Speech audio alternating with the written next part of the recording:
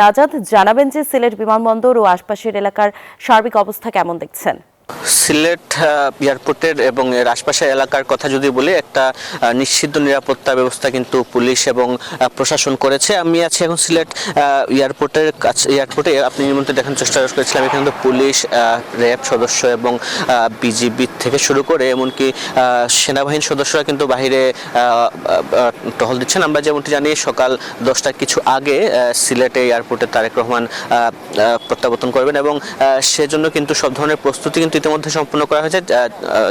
যদিও তিনি নিরাপত্তাজনিত কারণে বিমান থেকে বের হবেন না, তারপরে কিন্তু কোনো ধরনের অপ্রীতিকর ঘটনা এড়াতে যাতে কোনো ধরনের অন্যান্য যাত্রী আছে যারা, তাদের কোনো ধরনের সমস্যা না হয় সেই জন্য কিন্তু সব ধরনের প্রস্তুতি নেওয়া হয়েছে। আমরা দেখেছি শহরের প্রতিটি পয়েন্টেই কিন্তু পুলিশ রয়েছে এবং এয়ারপোর্ট আসার যে পথটি রয়েছে, ঢোকার যে পথটি, সেই পথটাও কিন্তু সবাইকে তল্লাশি করা হচ্ছে। শুধু যাত্রীদেরই কিন্তু এয়ারপোর্টে ঢোকার যে নির্দেশনা আছে সেটা কিন্তু পালন করা হচ্ছে। যাত্রীদের সাথে কোনো অন্য কাউকে কিন্তু ঢোকার অনুমতি দিচ্ছে না। শুধু যারা ডিসেবল আছে তাদেরকে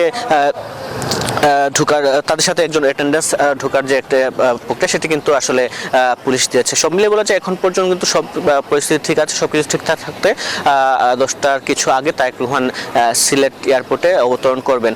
সব মিলিয়ে এই ছিল আমার কাছে সিলেট থেকে সর্বশেষ খবর। ধন্যবাদ নাজাদ আপনাকে।